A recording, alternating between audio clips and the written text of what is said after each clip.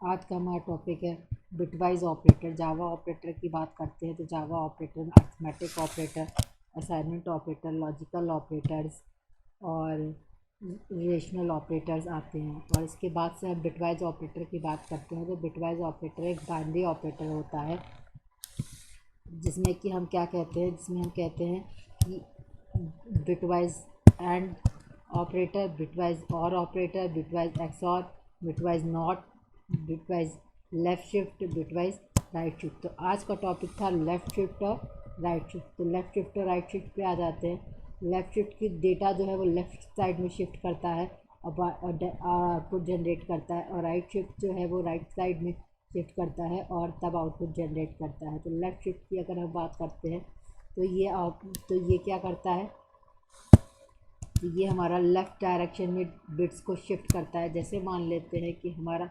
हमारा हमारा A = 12 है और हमने क्या कहा कि ए, ये सिंबल किस चीज़ का है, ये सिंबल हमारा हमारा लेफ़्ट शिफ्ट का है। ये सिंबल क्या कहता है कि लेफ़्ट साइड में बिट्स को हम शिफ्ट करेंगे। तो हमने क्या कहा, ए की वैल्यू 12 है तो 12 को शिफ्ट करना है 2 बिट्स। तो 2 बिट्स करते हैं तो हम क्या करते हैं, अगर हमें चेक करना है तो हम ये मेथड को यूज़ कर सकते हैं कि जो हमारा आउटपुट जनरेट हुआ है वो सही हुआ है कि नहीं।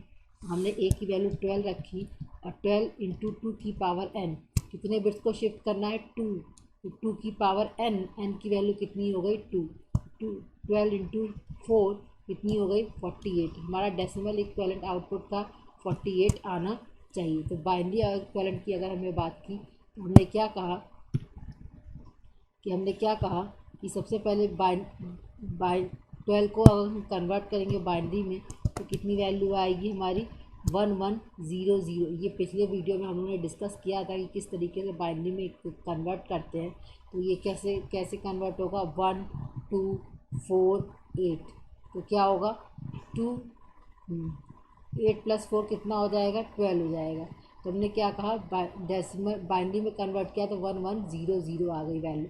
अब लेफ़्ट शिफ्ट करना था तो हमने ज़ीरो को शिफ्ट किया इस बिट पे, फिर ज़ीरो को शिफ्ट किया इस बिट पे, फिर 1 को शिफ्ट किया इस बिट पे, और फिर नेक्स्ट लास्ट 1 को शिफ्ट किया इस बिट पे।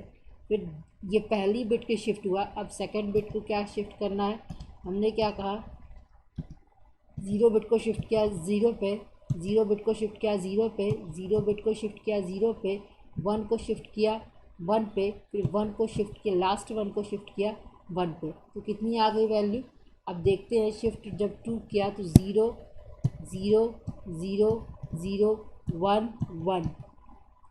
तो हमने क्या कहा, कैसे कन्वर्ट किया, वैल्यू कितनी आ गई 1, 2 की पावर 0 1 होता है, 2 की पावर 1 2, 2 की पावर 2 4, 2 की पावर 3 8, 2 की पावर 4 16, 2 की पावर 8, 2 की पावर 5 32।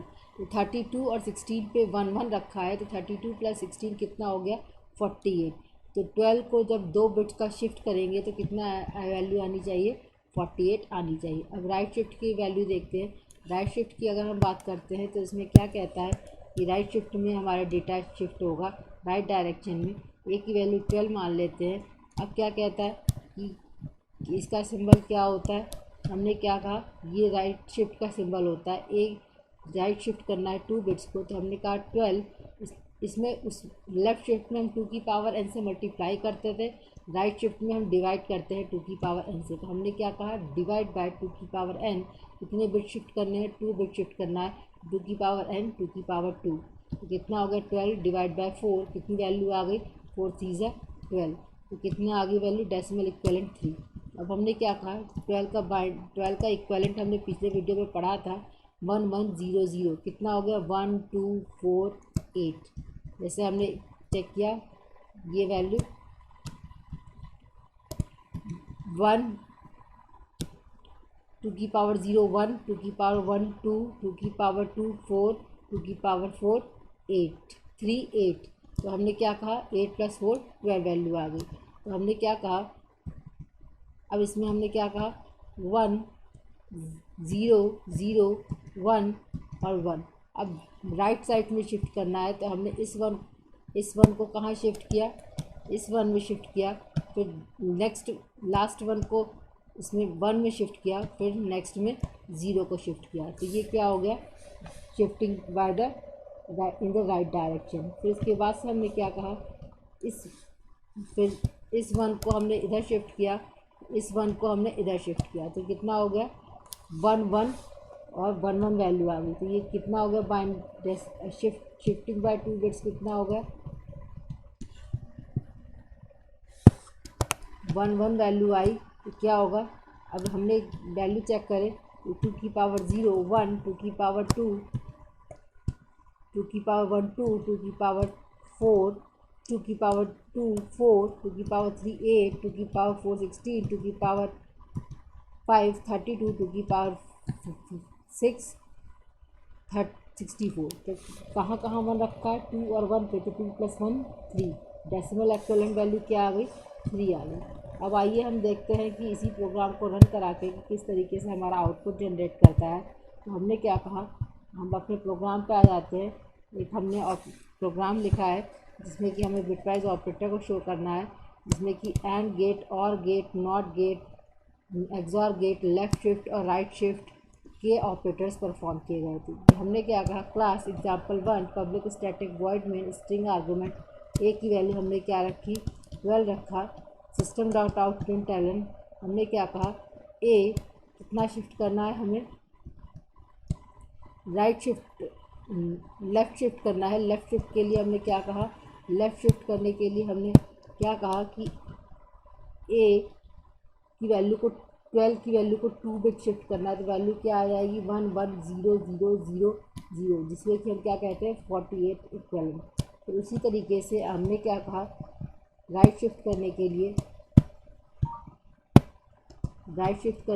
ए 12 को 2 बिट्स राइट साइड में शिफ्ट करना है, तो कितनी वैल्यू आ जाएगी, आउटपुट 1 1। जो प्रीवियस अभी हमने देखा है उस वही एग्जाम्पल है। चलिए आइए रन कराते हैं इसी प्रोग्राम को और चेक करते हैं कि हमारा आउटपुट आता है कि नहीं। हमारा प्रोग्राम डेस्कटॉप पे सेव है,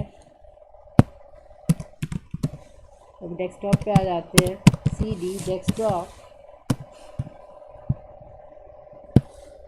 तो इसके बाद से जावा सी example1 हमारी फाइल का नाम है। फिर हमने क्या कहा, जावा example1, फिर लेफ़्ट शिफ्ट किया तो 48 बिट, राइट शिफ्ट किया तो 3 बिट। इस तरीके से हमारा आउटपुट जनरेट होता है। तो हमने क्या कहा, लेफ़्ट शिफ्ट के लिए हमें 2 मल्टीप्लाई बाय 2 की पावर n होगा, और राइट शिफ्ट के लिए मल्टीप्लाई बाय डिवाइड बाय 2 की पावर n होगा। अच्छा, इसी तरीके से हम और आगे वीडियो में देखेंगे कि किस तरीके से हमारे और प्रोग्राम्स रन करते हैं, जिसमें कि हम मेथड ओवरलोडिंग, मेथड ओवरराइडिंग की वीडियो देखेंगे और टॉपिक्स को डिस्कस करेंगे कि ऑब्जेक्ट ओरिएंटेड प्रोग्रामिंग लैंग्वेज के क्या फीचर्स हैं। आज के लिए बस इतना ही, धन्यवाद।